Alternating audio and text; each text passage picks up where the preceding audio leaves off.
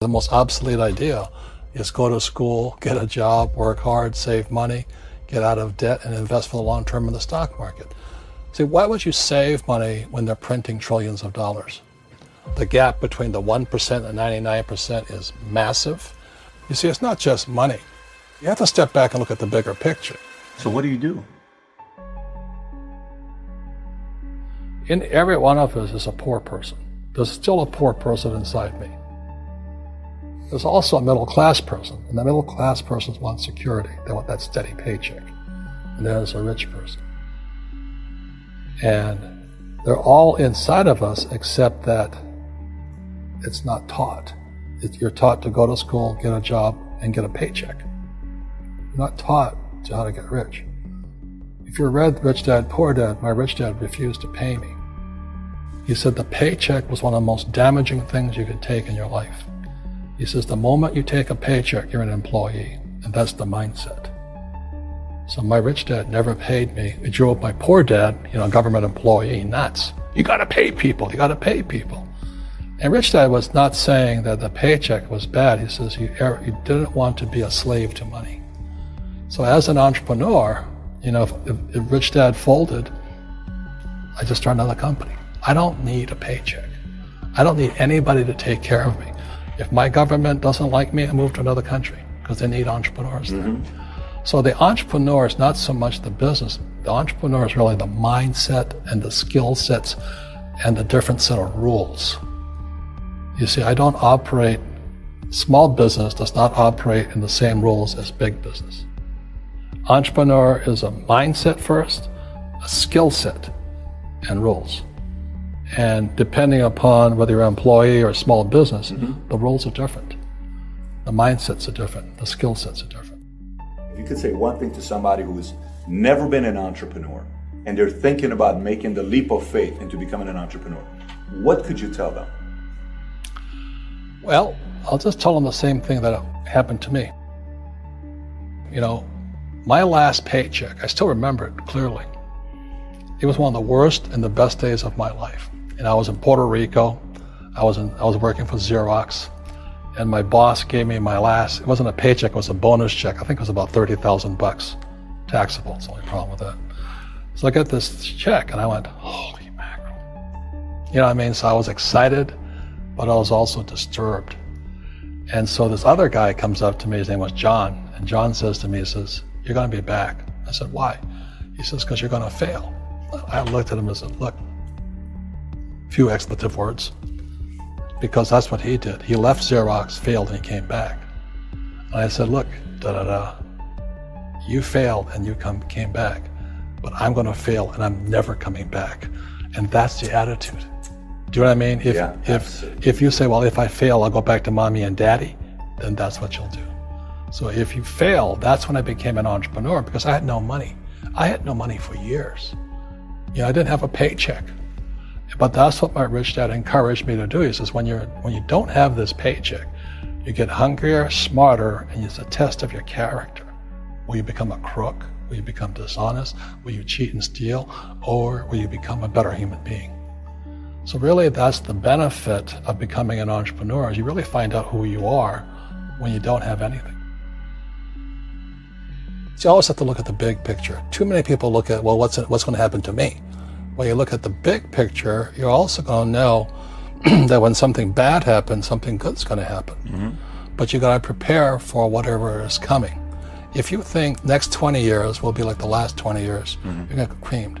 When you and I go to the supermarket and we buy a carton of milk, we always check for the expiration date. But most people do not check for the expiration date on their brains. Instead of get out of debt, I get into debt. I just refinanced $300 million in debt. I went from 5% to 2.5% interest. I made a fortune. Every month, more money comes in because my cost of money has gone down. So while some financial experts are saying get out of debt, I'm saying learn how to use debt. See, when I came back from in Vietnam in January of '73, the first thing my rich dad said to me was go to school to learn how to invest in real estate. It wasn't real estate, it was how to use debt and taxes. Debt and taxes make the rich richer. Debt and taxes make the poor, the middle class, poor. So all the rich guys who are doctors and lawyers or, those guys, they're getting creamed. And they don't know why. Doctors are getting creamed. Oh, yeah, they're making more money, but the take home is less. Sure. My doctor just yelled at me. He was happy. He says, guess what? I finally made $1 million. And I said, yeah, this was just 3 weeks ago. And so I said, yeah, well, how much you pay in tax? He says, $750,000 in taxes. So his net was about $400,000. That's not bad. But when I make $1 million, I keep $1 million. And the reason is because I don't make it by working for money. See, if you work for money, you're taxed. So that's why lesson number 1 in Rich Dad, Poor Dad is the rich don't work for money. What we do instead is we create businesses as entrepreneurs. We acquire real estate. I don't invest in the stock market. Okay? So the reason is because as entrepreneurs, I have more control over my income, how much I make, and how much I pay in taxes. And because I'm an entrepreneur as well as an investor in real estate, I pay 0 tax. So every time I make, let's say, $1 million as an entrepreneur, I immediately invested in real estate. I have a 4-to-1 step up. So I put $1 million in real estate. I get $4 million from the bank. That's why I love banks. But the banks are screwing everybody else. Terrible. But it's good for me. That's why you say when you print, it's good for you, but when you print, it's bad for people that work for money. Because when you print, savers get creamed and people who work for money get creamed. When they print, debtors get rich. You see, debt and taxes make the rich richer, and debt and taxes make the poor middle class poorer. When we have obsolete ideas, we get obsolete results. So what's happening for most people, the idea of going to school, getting a job, working hard, saving money, getting out of debt, buying your house because it's an asset, investing for the long term, is obsolete.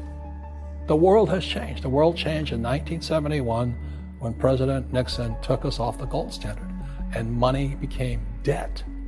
What if we get rid of school? Then what would happen? Would it be better if we had no educational system at all? No, I'm saying education is more important before. It's just obsolete. There's Moore's Law which states information doubles every 18 months. In other words, everything's obsolete 18 months. So, and this is just a recent phenomenon. So when you come out of school, you're already obsolete. And that's why I'm the old guy, I meet my friends who went to Harvard. I went to Harvard. I said, yeah, that was how long, 50 years ago? Today, the banks are charging you interest to save money. In other words, banks don't want your money because they printed too much of it. And that's why there's this bubbles in stocks and bubbles in real estate and all this. People are dumping the cash because, as I said in here, savers are losers and cash is trash. And yet people, I want a high-paying job. Well, that's an obsolete idea. Get out of debt is an obsolete idea. You should learn how to get into debt, how to use debt to get rich, and they'll never teach you about taxes. The reason the 1% is way up here and the 99% are going this way is because when you print money, 2 things happen: inflation and taxes. It's crushing them. And any entrepreneur thinks, I'm just going to make money and going to start a business and make a lot of money because of what we talk about, they really have got to smell the roses, man. That's not what the real entrepreneurs are doing. Most entrepreneurs, there's 28 million small business owners in America. 24 million are what are one-person entrepreneurs. They're called non-employee entrepreneurs. So and that's what happens is when people don't really understand what an entrepreneur does.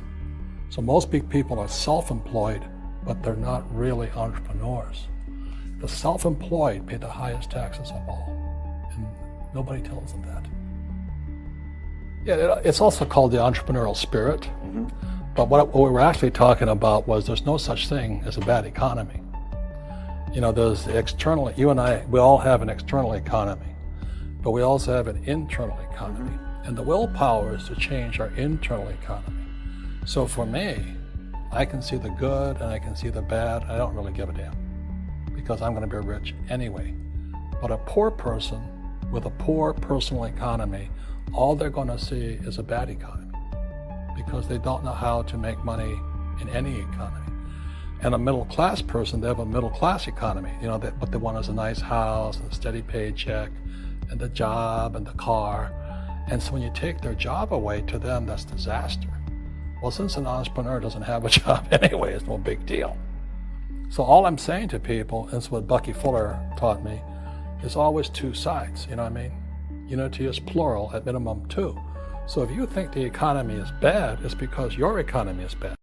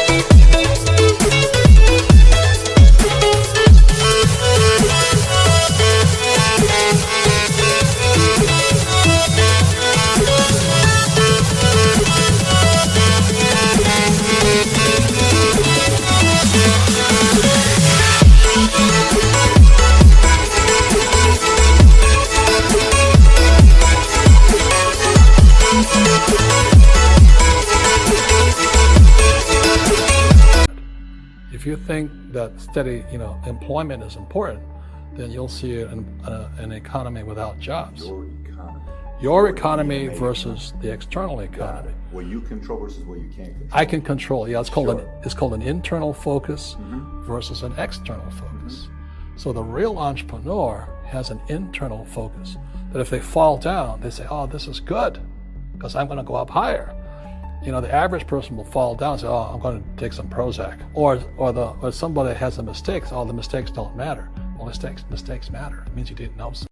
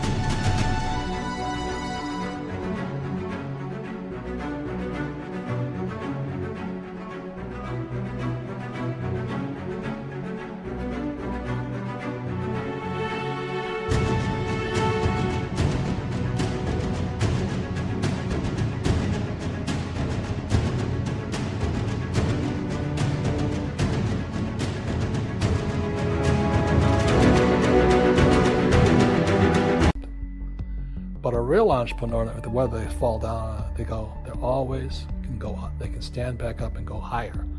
And no matter what happens to them, they get stronger and better and smarter and happier. But a person with a weak internal mindset is that they're so afraid of what happens, it generally happens. Like, people who are afraid of losing their jobs, they generally lose their jobs. You know what I mean? Yeah, so everything you can comes through you. Yeah, so the entrepreneur first job is to control inside here, not outside there. The moment you take that paycheck, you're an employee. You've got to be stronger than that. It's about inside control.